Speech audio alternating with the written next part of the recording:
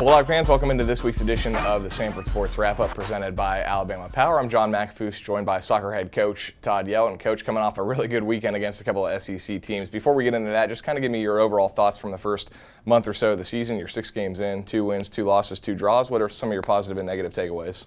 Well, I think we played a really tough schedule, and all those teams that we've played are going to have a chance in their conference. And certainly with the 3 SEC teams we've played, I think we played extremely well. Middle was hard because the field was in such rough shape. UAB's a rivalry game, and in all honesty, we didn't really give a fantastic effort against Kennesaw, so we deserved what we got there. We have a lot of young players, and there's some growth that we still need to have continue, and that's just getting to the rhythm of training and how competitive of a nature it is here, right? But it's been really enjoyable, and you look at it a little bit different coming off the weekend we had compared to when we lost to Kennesaw on the Sunday. Let's go a little more in depth on this past weekend. Tough to have a better weekend against 2 SEC teams on the road. You go to Alabama, a 1-0 win, then you get a 1-1 draw at Ole Miss. That's a team that made the Sweet 16 in the spring, right. So it's hard to ask for better results than that on the road.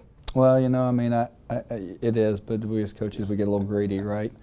I certainly would like to have the win at Ole Miss, but it was a fair result and a really good game. And our kids competed from the minute it started, and so and coming off, I didn't know because we spent a lot of energy at Alabama on the Thursday, and I didn't know how it would respond, and I thought our kids responded incredibly well. And Alabama's a very good team. They pass it better than anybody we've played this year.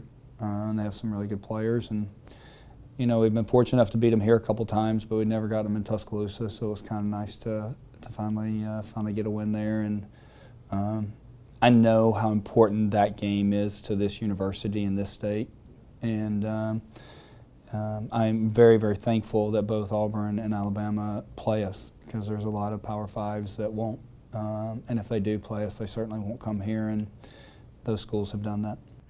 2 SoCon players of the week this week. Let's start on the defensive side. Morgan McCaslin, defensive player of the week.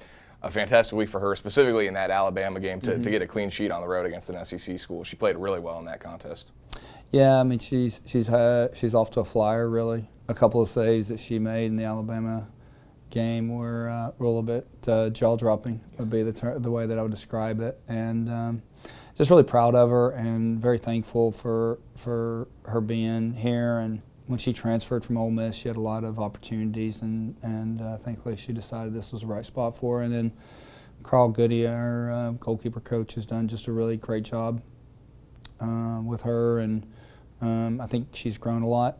And I think she's going to have a fantastic year. And sometimes you just don't want the goalkeeper to lose your game, and sometimes they win it for you, right? And I would say in a lot of ways she won it for us on Thursday night in Tuscaloosa. Defense in front of her has been exceptional as well, and Ella Simpson gets the equalizer against Ole Miss. I know when we did our little season preview, you talked about Gaza and Simpson maybe being the best center-back tandem in the league, and we've seen them both score goals already. And Ella Simpson specifically, I mean, we've seen her really be effective on corner kicks going back to last year. What is it about her that makes her so effective on corners? Well, I think she's kind of fearless when it comes to it. She's pretty courageous, right? And Callie as well. I mean, that back four have continued to get better and grow. It's interesting every time that we go and we play one of these Power Fives, they always talk about how good our 2 center backs are.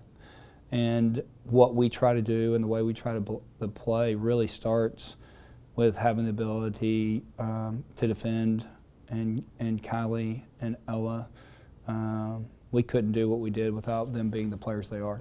Got to talk about Alyssa Frazier as well, SoCon Offensive Player of the Week. She gets the game winner at Alabama. I mean, she's just a constant presence everywhere on the pitch for your team.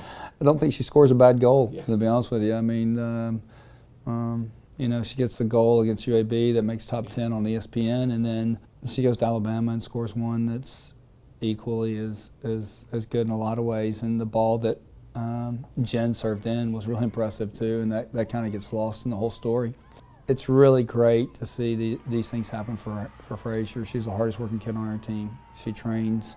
Joe has to run her off the field so he can mow it, or we'd have grass up to our ankles.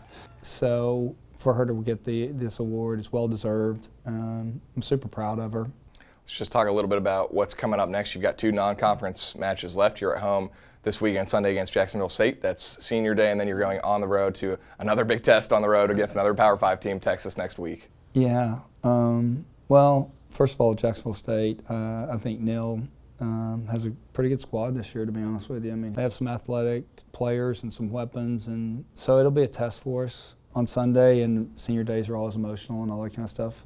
And sometimes that works out really well, and sometimes it doesn't, right? But I think our kids will be up for the game, and I hope people come out and support this group of seniors because they've done a lot for this program, and so far they've gotten themselves 3 championships, and I'm sure they're going to try like crazy to get 4. They're just a big part of what we do. And then we go on the road to Texas, right? And I don't know. We'll see Ben out there again, which will be kind of nice, but I don't know if anybody has quite as talented a roster as Texas, and so. But what I do know is our kids will show up and get after it, and hopefully we can maybe shock another Power 5 at some point in time. Coach, appreciate your time. All right, thank you. It's head coach Todd Yelton. I'm John McAfee. That'll do it for this edition of the Samford Sports Wrap-Up presented by Alabama Power.